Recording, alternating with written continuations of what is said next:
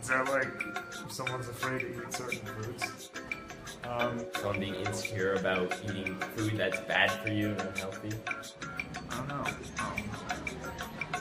Probably when someone's like really self-conscious about what they're eating. Being insecure about the foods that you eat and like being health conscious. Well, you're conscious about what you eat, I guess. Feeling insecure about eating food. I mean, I don't know what else could possibly be. Not knowing when your next meal is.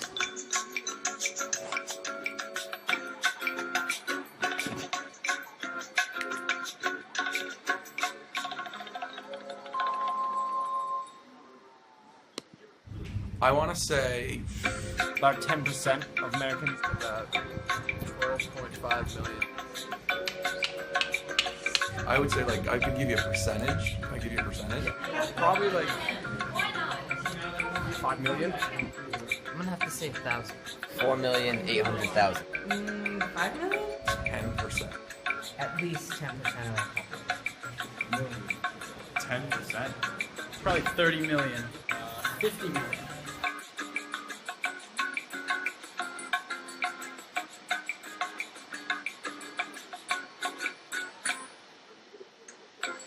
Good nutrition, especially in the first few years of life, is important for establishing a good foundation that has implications for a child's future physical health, mental health, academic achievement, and economic productivity.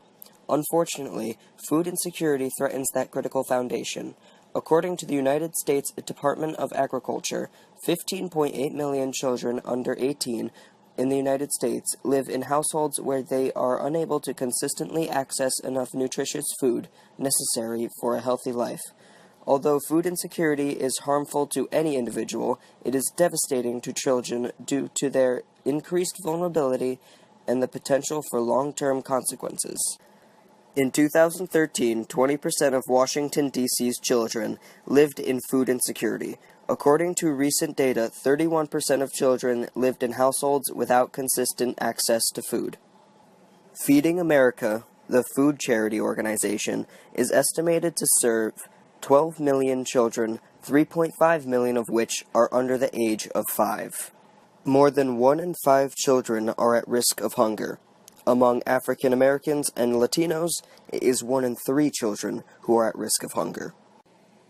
40% of food is thrown out in the U.S. every year, or about $165 billion worth. All of this food is enough to feed 25 million Americans, though that much food could only feed about half of the Americans who are food insecure. 25% of all children living in large cities are food insecure. 765,000 children live in families that are in the very low food security category. These families completely rely on food pantries for almost all meals of the day. The government uses a less severe category, the low food security, for children who live in families where at the very least live with a lack of money, which meant the kids couldn't have regular nutritious meals. The number of children in the very low food security and the low food security is about 8.5 million, or about 11.7% of all children in America. Deborah Frank, a pediatrician at the Boston University School of Medicine and member of the National Commission on Hunger, says that the problem is not the amount of calories the children are taking in, it's the quality of the food they eat. Many families live in what is called a food desert. It is an area that is not close to any farms or stores that sell nutritious food.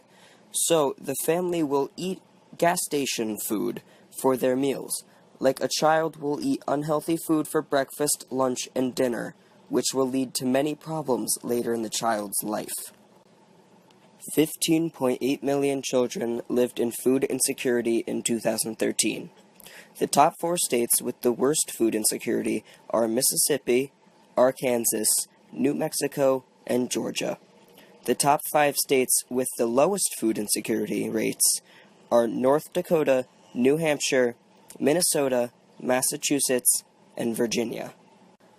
Proper nutrition is vital to the growth and development of children.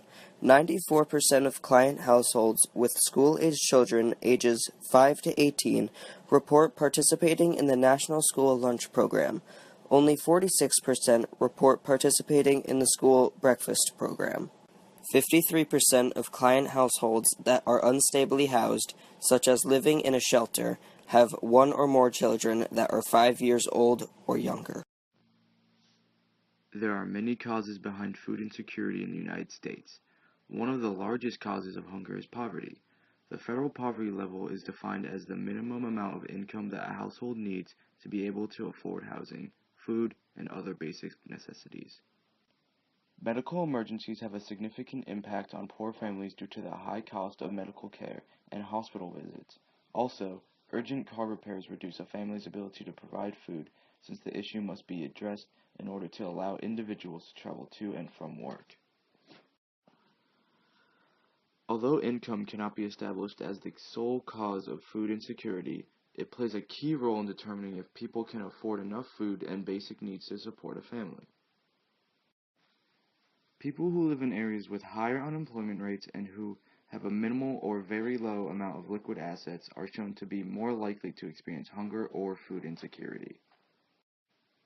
Minority groups are affected by food insecurity a lot worse than the Caucasian population in the United States. Based on the research conducted by Washington University in St. Louis on the food insufficiency by race, only 11.5% of whites experience food insufficiency, compared to 22.98% of African Americans. 16.67% of Indian Americans experience food insecurity, and Hispanics experience 26.66% when compared to each ethnicity group. As of 2012, the United States government spent about $50 billion annually on 10 food aid programs, mostly administered by the Center of Nutrition Policy and Promotion, which in total delivered food assistance to 1 in 5 Americans. That many people are the same amount as the population of California, Florida, and Minnesota combined. The largest and only universal program is the Supplemental Nutrition Assistance Program, formerly known as the Food Stamp Program. In 2012, $75 billion in food assistance was distributed throughout the United States. As of December 2012, 48 million Americans were getting on average $133 per month in food assistance. A report released in November 2012 by the USDA's Food and Nutrition Service shows that 45% of SNAP recipients were under 18 years of age and nearly 9% were age 60 or older.